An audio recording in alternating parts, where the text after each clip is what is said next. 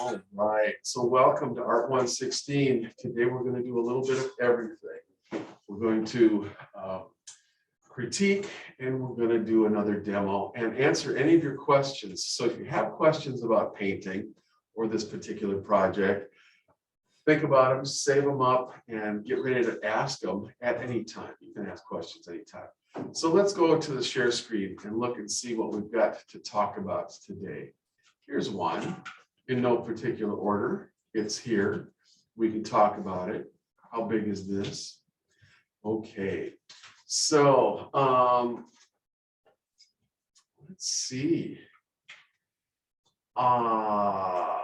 This is like the basic critique format that we always use. So if you guys notice anything, a favorite apple shape, a favorite area of the composition, either a cast shadow or a pool of light, or an area of the background that is working particularly well in receding in the background, why don't you guys just blurt it out and tell me if there's anything in here that you like the looks of, that is working particularly well for you.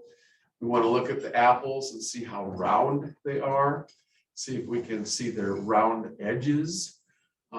See if they make sense in terms of having a highlight left of center, a crescent-shaped shadow on the right edge, and the depression where the stem comes out of the apple, and there's a little bit of a shadow in that depression. Anybody see anything in this one that you particularly like or feel is a strong part of the composition? You guys are killing me here. Let's see.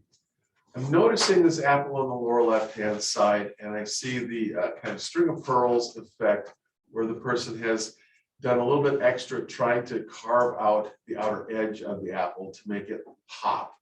I see a smattering of yellow dots left of center, which tries to make it a highlight, a photographic highlight. I see a smattering of blue or violet dots over here, trying to create a crescent-shaped shadow. And so when I see those, three things working in concert with each other, it starts to work well as, the illusion of a three-dimensional object, a three-dimensional apple. So that's pretty nice. I have to say, I like what's going on with the pool of light here, because we do have yellow in the center. We've got dots around the edges, which make for a diffused edge, diffusing out into something that's not quite as bright as the brightest light that's in the center. So that actually works pretty nicely. I like this cast shadow over here. We've got the tongue-shaped cast shadow behind this apple. And that's the strongest shadow in the whole painting in the original. So it's kind of nice that this is here and different from the shading and shadowed areas surrounding it, which is nicely done too. Let's see what's next. Stop share.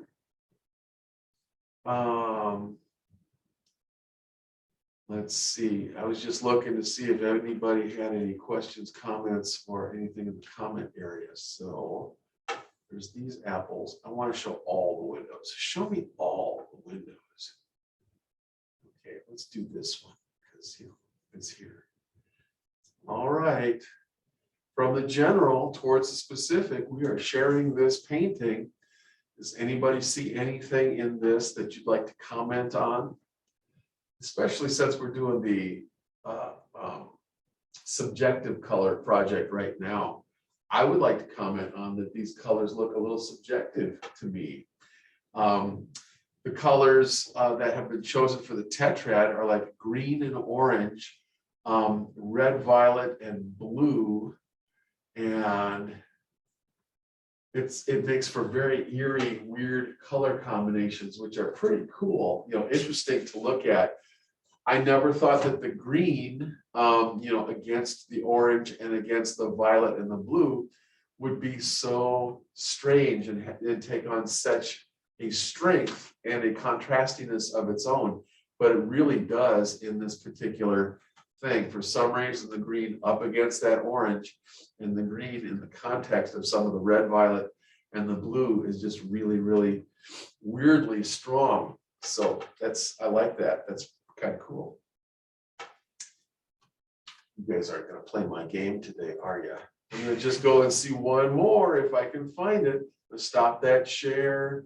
Let me go to screen share because I had one more open that I thought maybe I could work with here. Pictures, tetrads.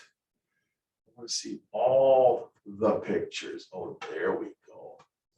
I won't tell you whose this is. She's sitting right here.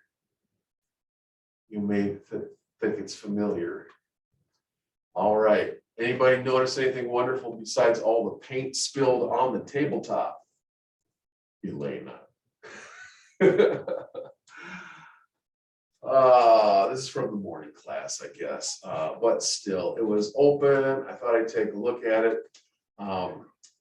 Just was wondering how you guys felt about this one. This one is kind of interesting to me because of how we lose the edges of some of these pieces of fruit here.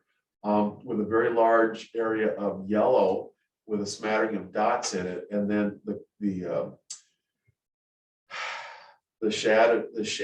shaded portion in a crescent shape, but I can't see the outer edge of that shadow, and so it kind of dissolves into the rest of the background. This one too, this upper shoulder of this kind of dissolves into the background, and so I wind up with a very lumpy piece of fruit here. So it's really interesting. Even with this one, there's very much just the possible trailing tail end of white background cardstock kind of showing through right here and right here, almost with that kind of string of pearls effect, the idea of some reflected light here. And it really is just the white cardstock kind of showing through in the background. It's not quite enough though. It's easy to lose it. And so it would be nice to have just a little bit more yellow dots in a string of pearls to kind of outline the round portion of the shoulder, and to give us a sense of reflected light on the backside of the fruit. I do like the pool of light down here. It does what I'd like it to do. In the center of the pool of light, I'd even love to have just a few more yellow dots that might be put over the top of and taking a bite out of some of these dots in the center, so that there was just a little bit more concentration of yellow, just a little stronger in the middle, and then graduating out, moderating out into the softer, a little bit less intense light that's outside of the pool of light right here. All right. I can tell that this is not what you guys want to do today. So I'm going to stop this and go to the second half of the presentation, which is going to be me doing a demo. So I'm going to switch over to the document camera over my workstation, and then I'm going to run over there and do a thing.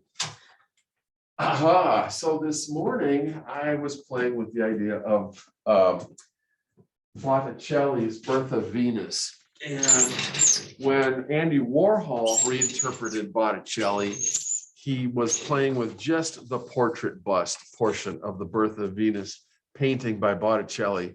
In Botticelli's version, this head has a whole nude body underneath of it.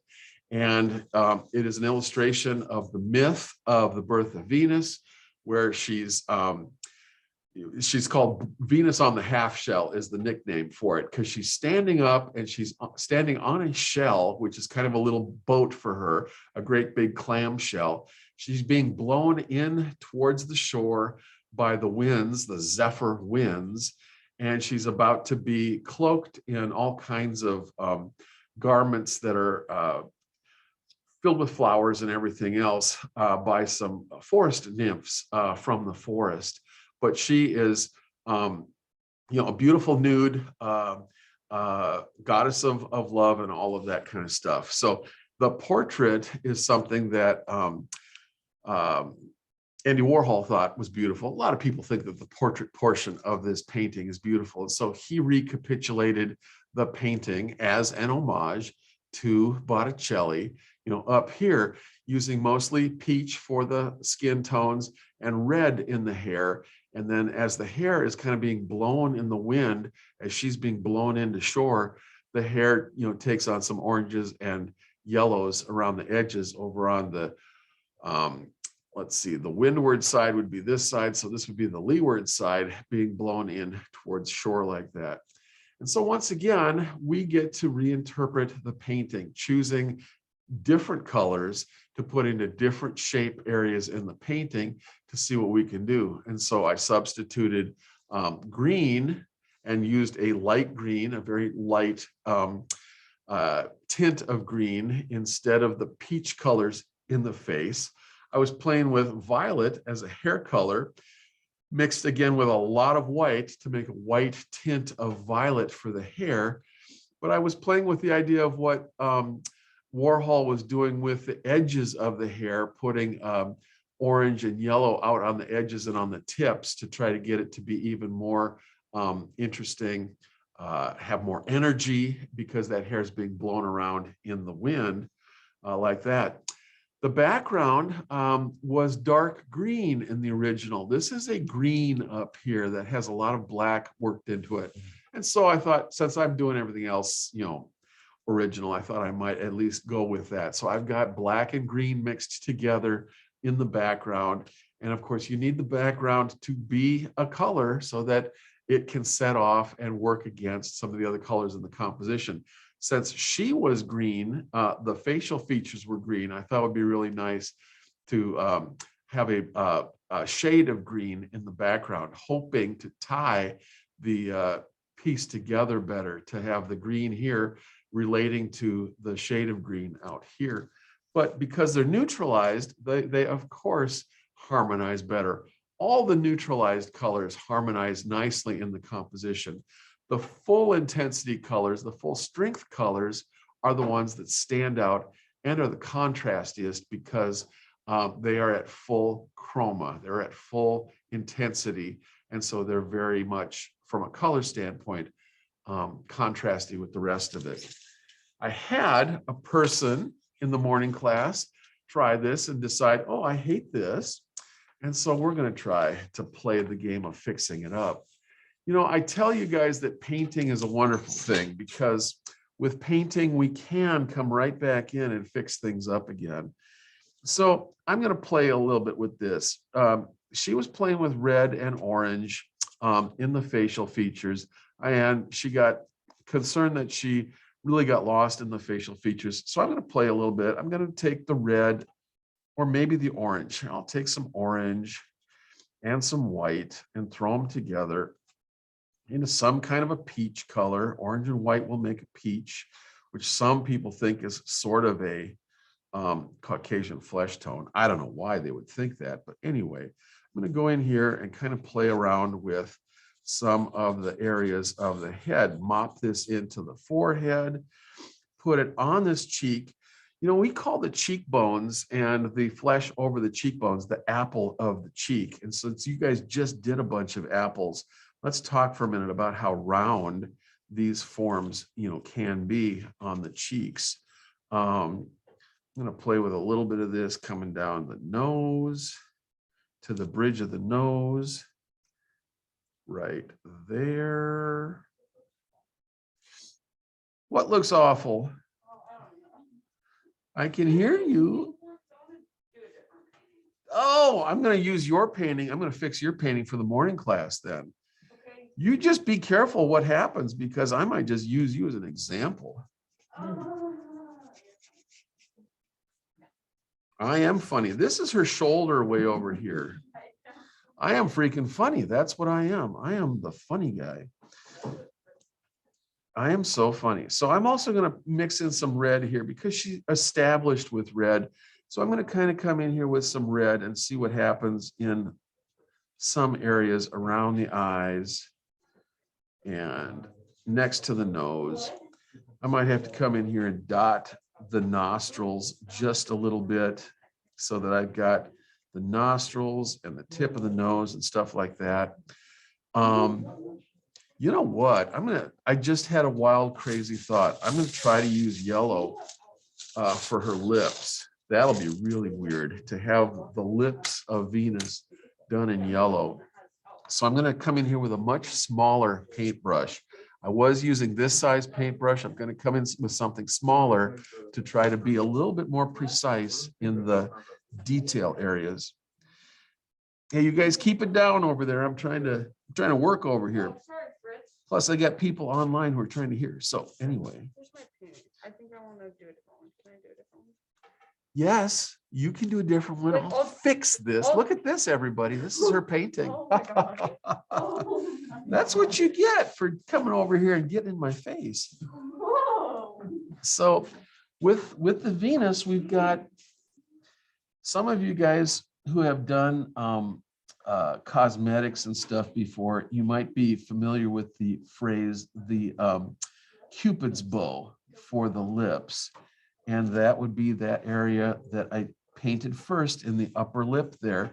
That idea that it looks like a little tiny archery bow with the handle right underneath the nose there.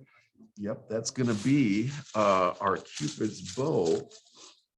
And maybe I'll come in with some red and play with this a little bit. I'm going to just do a little bit of this and maybe come in like this and maybe reinforce the underside of that like that. But suddenly, you know, we've got the lips reestablished again. We saved the lips. I love to save the lips. Let's save the eyeballs too. Now in the painting, and it's really hard to see up here, but in the painting, Botticelli has Venus is just being born. So she's kind of waking up from, you know, cosmic sleep. So her eyes are only about half open. And we don't really get that very strongly in, let's see, in this part of the painting. What can I do here? Let's see, blue, maybe I'll do some blue. So I'm going to try to just bring this in here and maybe throw some blue eyes in there, because why not? Because I'm here, because there's an eyeball underneath the eyelid. There's another eyeball underneath the eyelid. Stuff like that. Let's see if I can come up kind of close to those eyebrows and make them not look quite so much like caterpillars sitting on her forehead, but actual eyebrows. So it looks like I need a little bit more of this pinky stuff. Pinky, white, red together is sort of pinky. So I'm going to kind of come up close and take a bite out of this eyebrow here and make it a little bit smaller and try to make it a little bit thinner. And if I cover it up, no harm, no foul, because I could just come back and fix it later with the blue. Okay, so a little bit of that, and oh my God, I think I need a little bit of this stuff. Painters often use the center of the palette as a place for mud so that you can kind of use all of your neutralized colors that you're mixing together. And that also creates color that is kind of built out of all the other colors that are being used in the composition. And so you can have things that harmonize better because you're not really inventing too much of a new color. You're building it out of the colors that were already being used and in existence here. So I'm going to just paint some little round things here and see if I can kind of get a sense of a cleft chin with these two little bumps down here.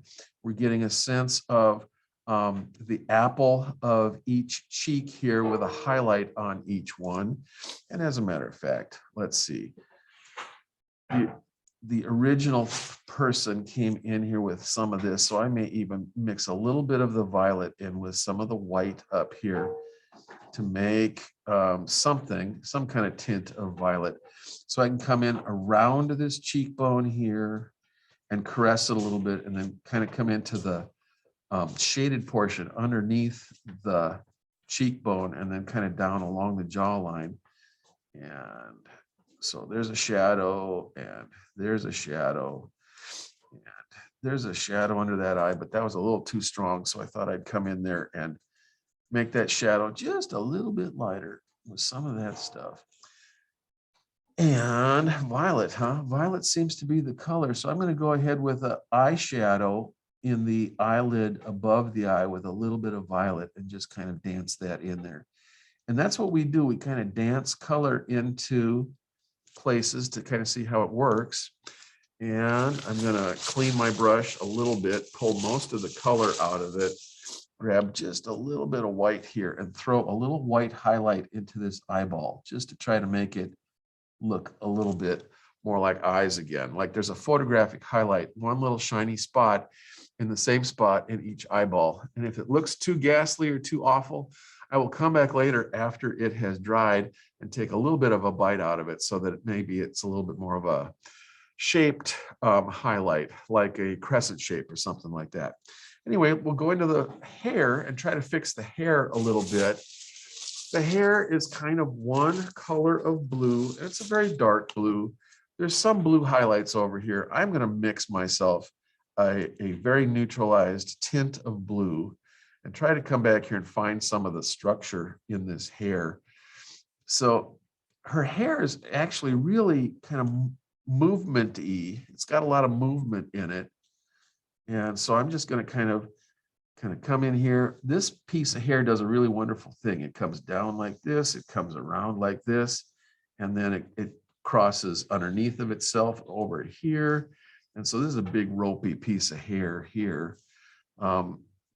All of that is terrible looking though. So I'm going to come in with a little bit more blue on the underside of some of these things, break up these big areas of, so there's that happening. So that's better.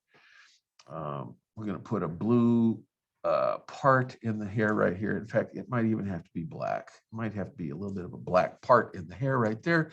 And then once again, we're going to come over here and play with blue over on this side of the hair and try to find, once again, the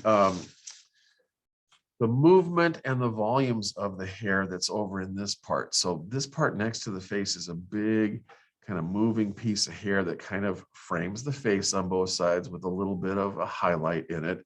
And we've got all of these ropes of hair that are going to move, that are being blown by the wind and move away from the face going this way. So I'm going to try to find them again and kind of indicate them with a S stroke, kind of a snaky S curvy thing happening here. And these are little secondary or even smaller tertiary pieces of hair up here that are kind of doing the same thing. This one goes up and down, but all of these little ends are doing this kind of thing and just being little teeny tiny funny ends of hair out here in space and time. So we're going to kind of re-establish all of that as we find the hair forms. And a little bit stronger blue here. She's got a big piece of hair that kind of comes down here and is broken up because in the original painting, which you can barely see here, but I'm going to point it out right here, she's got some hair ties going around her hair right here, and Warhol has indicated them in green, and so there's little pieces of cordage kind of wrapping around her hair. So that's what the artist tried to indicate here with this thing and this thing and this thing, where those hair ties that were tying the hair together. So we're going to play with that and maybe bring in a different color for the hair ties. And we've got them established and we'll fix them later on. Let's see. Blue and orange are color complements. And I might now do something that's really crazy. And since I've got the blue hair, I might want to take some just straight on orange and kind of run some orange highlights through the hair at this point, just to see what happens. And so we're just going to pull some more of these S curves and moving kind of lyrical strokes through the hair to try to find highlights, especially out in the tips of the hair. Oops, did I just go into the yellow puddle instead? I did, because I'm crazy that way. So just paint some orange over the top of it and something like that. And maybe we got to have a little bit of something going on over here and something over here. and maybe just a couple of them here because they're fun. And suddenly you've got a painting that's starting to come together here, that feels pretty exciting. I don't know what to put in the background. What would be a good background color if I've got violet and black and blue and red and orange? The original was some kind of a black and green. I don't have green on my palette right here. I got every color but green. I think since I've got black and violet together right here, I think I'm going to make a shade of violet and mop that in here just to see what that's going to look like as a background color. So lots of violet and just kind of mop it in and try not to get too close to anything. Let some of the brush strokes stay there and be there. Don't try to blend everything together because we have to kind of be aware that happy accidents may happen just by the way that colors mix wet and wet here. So Yeah, you have to be open to not trying to fix every darn thing, but just leaving some of the happy accidents happen in painting because that's how painting works. Yes, what's the question over there? Did I quote Bob Ross? Oh, is that a Bob Ross? I thought he was just about the happy squirrels living in the happy trees. Oh, okay. Fritz. Happy accidents, Bob Ross. Okay. Fritz, yellow and blue I make thought that green. was see, I heard that in art classes, so I just figured that that's what art teachers said. All right. You know, I don't want to get sued. Do you want to get sued? I don't want to get sued. All right. So anyway, so there is my first attempt at reviving this painting from something that somebody else was going to just walk away from because they got frustrated after their first attempt. And I want you guys to know that in painting, you don't have to abandon something if it's kind of going sideways on you on your first attempt. You can let the paint dry. You can come back with a fresh set of eyes, and you can come in and save and salvage a lot of stuff.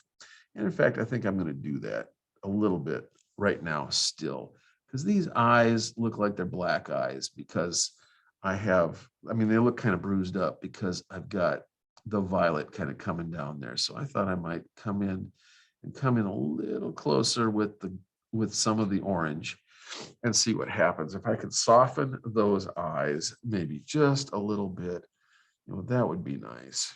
If I could come in here and soften this forehead just by softening up this little Y shape that happens between the eyes on the forehead, that could be nice too. So we soften. I'm just going to put a highlight maybe on each nostril and on the tip of the nose. So we've got some highlights there, maybe a highlight on the lip, maybe two highlights at the two peaks of the Cupid's bow on the lip. Did you know that Cupid is the son of Venus? So she's the goddess of love, and he is like this little demigod of love with his little bow shooting little arrows into your heart and stuff to make you fall in love. So that's where the Cupid's bow comes from, is Cupid and his relationship to Venus. So it's all about love. It's all about love. Okay. So anyway, I think I'm going to let that rest for a while, maybe come back to it and fix it on another day. I'm checking the clock. I've been at this for half an hour. You guys get bored with it sometimes. So I think it's probably a good place to stop for now. But, well, let me just, I just want to talk about this one. By neutralizing most of your colors, most of these colors have been mixed with either white or black. To neutralize them somewhat, you get far better harmony, color harmonies happening in the composition. All the colors work together to create a more harmonious composition than pulling apart. The full strength, full chroma colors are only used sparingly as kind of little accents throughout the composition. But large color shapes often, if you really want to have a composition that holds together, need to be somewhat neutralized so that they work better with their other colors. And so I'm going to change to the other camera. Are there any questions out there from TV land, from YouTube land, or from in the classroom? Anybody got any questions, comments about this painting process so far? Go back to our classroom view so that we can all look at each other. Hi, you guys. Hi, everybody in the classroom and out there in YouTube land. Any of you in-class YouTubers have any questions for us? No, they are so focused and busy on their painting process. Are you digging this painting better than the last one? Yeah. Oh, they like painting with the correct end of the brush. That's a good thing. Anything from the folks who are online, for the good of the order, you guys can unmute your mics and just, ask a question, make a comment. What are this Oh, set of paintings do? I see you. You hear me? Does he hear me? Chloe, did you unmute your mic so that you could say goodbye to me when I sign off? Is that what you're waiting to do? No, I was asking. Otherwise, oh, I'm not hearing you. And I thought I would hear you because the other microphone crapped out, so I switched mics, but I still can't hear Chloe for some reason. So if you have Hunter, a comment, please type it in the chat. If you can, type it in the chat. And otherwise, I was just going to say goodbye for now, but I'll wait a moment to see if Chloe has a comment in the chat for us. And she's back off again, and she might be typing a comment. Otherwise, try to work on this over the weekend. Also, if anybody still has their Tetrad apples painting still undone, please try to get that finished over the weekend and uploaded. I have reopened most things, and they're going to be open until the 12th of March, but please don't wait until the last bitter end to upload all of your stuff. Please upload it when it gets done as quickly as possible. So many projects have been reopened so that you can upload them. Okay, for the good of the order, I will say goodbye for now, and I'm going to hit the end button, and I'll see you guys next week.